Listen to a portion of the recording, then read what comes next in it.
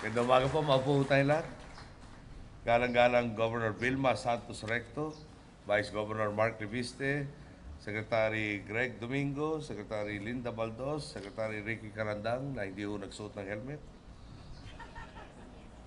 Baka hindi ka safe dyan, Ricky.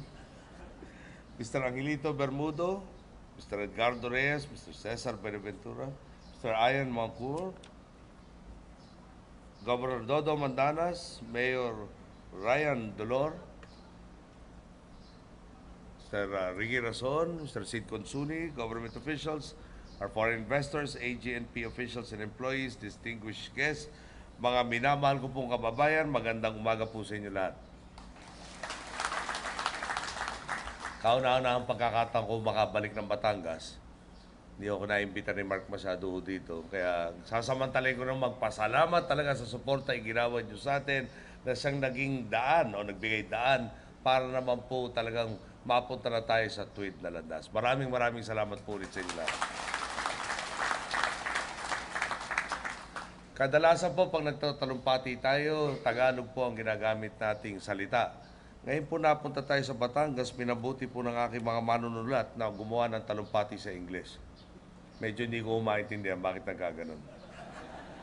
Kaya pagpapasensya na ho nyo, maraming importante kailangan masabi, sasabayan ko na po muna itong talumpati sa paraan na kanila po isinulat. The story of the Atlantic, Gulf, and Pacific Company is one that is very familiar to us. AGNP was one of the leading industrial engineering companies in the world, but it fell on hard times. Now, after a long period of recovery, it is back on its feet, recognized as one of the most experienced steel fabrication and engineering firms in the Philippines. This story is familiar to us because this too is our story. A story of a country once among the most prosperous in Asia that had fallen on hard times. A country that today is solidly on the path of recovery and rediscovery. The story of AGNP is very much like the story of the Philippines. Today, we are building further on these similarities. As we stand here in this facility, both AGNP and the Philippines scan the horizon with a newfound sense of confidence and optimism. There are many positive things on our horizon. Despite the turmoil in the Middle East and Japan's current crisis, our economy continues to grow. In 2010, our construction sector in particular experienced a 10.5% growth and contributed 1.6% to our gross domestic product growth. This year, prospects are just as bullish, and AGNP will be one of the reasons for this. On behalf of the Filipino people, we all thank you.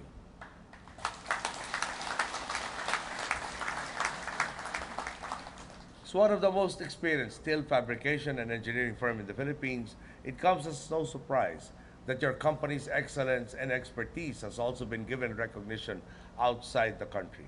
For one, you have been awarded an initial $130 million contract by U.S. engineering firm Bechtel to create modules for a liquefied natural gas facility in Australia. Moreover, you are set to undertake a number of similar projects in Australia as well, with an estimated value of $10 billion over the next 7 years. For all of this, again, congratulations. We are indeed truly proud of all of you.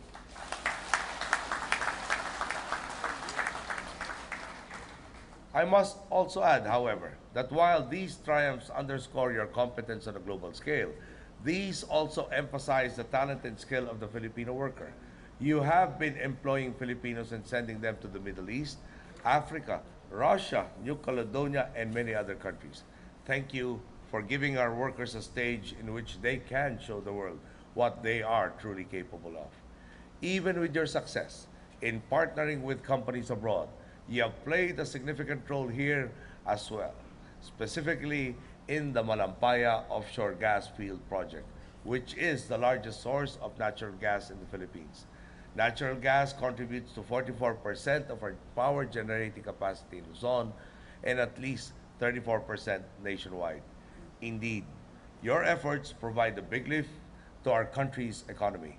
However, I would like to assure everyone here that our administration will not leave all the heroics to you.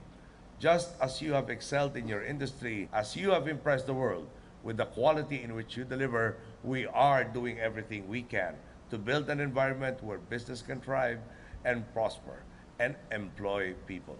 It is important that we do this, especially at this point in time when many of our countrymen have been repatriated because of the conflict in the Middle East.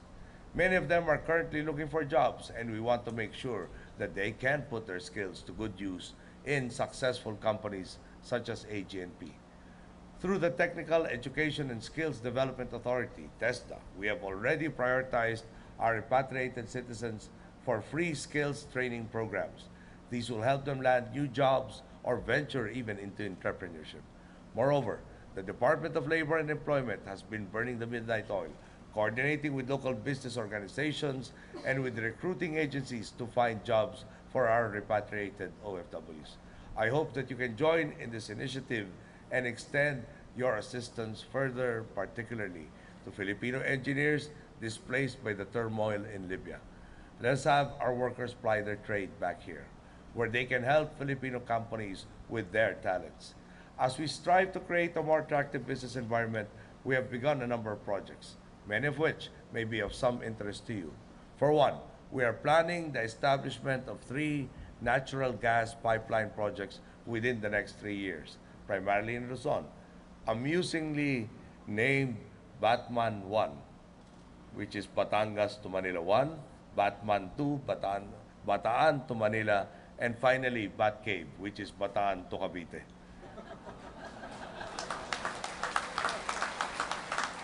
And with an energetic governor like Governor Vilma Santos Recto, Batgirl is also present. And we continue to support the exploration, development, and utilization of natural gas.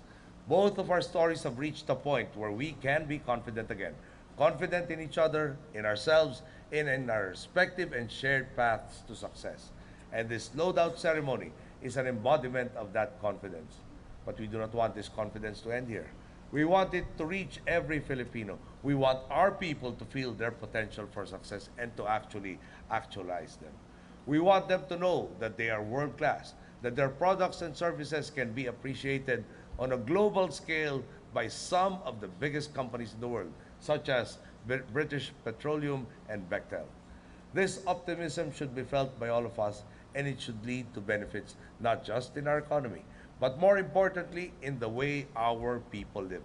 The prosperity of our nation should be judged by the prosperity of our people, and thus we will make certain that they actively benefit from each step we make towards progress.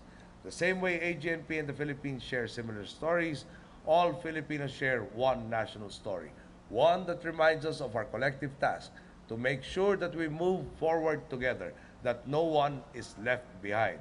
This is what our country asks of us. And together, we must respond. We must ensure that daylight will continue to guide us for years to come. At bago po ako magtapos, talaga naman pong nakaka-impress ang nagawa nyo dito. Ako po'y nung bata nahihirapan gumawa ng mga puzzle. Yung mga kapatid ko pong babae, mas magaling gumawa ng mga puzzle. So ang nagpapuzzle sa akin ngayon, paano kaya natin ikakarga lahat nito mga kinonstruct nyo dito sa barko pong to? Pero palagay ko po sa pagkadalubhasa nyo, pati yan, no, naka-schedule na plano na maayos, at baka ho ahead of schedule pa.